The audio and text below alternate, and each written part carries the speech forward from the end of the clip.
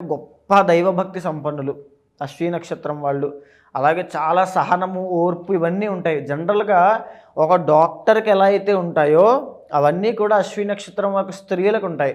వాళ్ళని కనుక ఎవరైనా అశ్విని నక్షత్రం స్త్రీలను పెళ్లి చేసుకుంటే భర్త చాలా అదృష్టవంతుడు అవుతాడు. ఎందుకంటే భర్తని మానసికంగా, శారీరకంగా ఎలా హీల్ చేయాలో వాళ్ళకి తెలుసు, ఎలా వాళ్ళని నిలబెట్టాలో వీళ్ళకి తెలుసు. అదేవిధంగా అశ్విని దేవతలు మనకి పురాణంలో ఒక విశేషం ఉంటుందండి. వాళ్ళు డాక్టర్స్ అండి, వైద్యులు, ఆయుర్వేద వైద్యులు.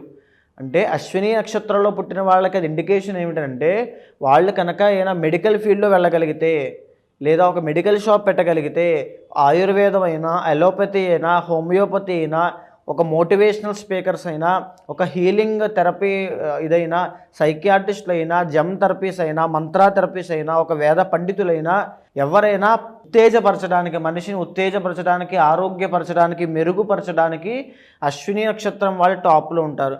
మీరు డల్గా ఉన్నారనుకోండి, లేకపోతే చాలా డౌన్లో ఉన్నారు, లో అయిపోయారు, ఇలాంటి పరిస్థితుల్లో అశ్విని నక్షత్రం వాళ్ళతో కాసేపు మాట్లాడితే చాలా ఫాస్ట్గా హీల్ అయిపోతారు. చాలా ఫాస్ట్గా ఒక ఎనర్జీ అనేది వస్తుంది మీకు. అదేమిటనంటే అది ఖచ్చితంగా అశ్విని నక్షత్రం వాళ్ళ దగ్గర ఉంటుంది. వాళ్ళ జీవితం ఎన్ని సమస్యలు ఉన్నప్పటికీ కూడా వాళ్ళు పక్క వాళ్ళకి ఖచ్చితంగా మోటివేషన్ ఇస్తూ ఉంటారు, ఇన్స్పైర్ చేస్తూనే ఉంటారు. సో అది అశ్విని నక్షత్రానికి ఉన్నటువంటి బేసిక్ పాయింట్ అండి.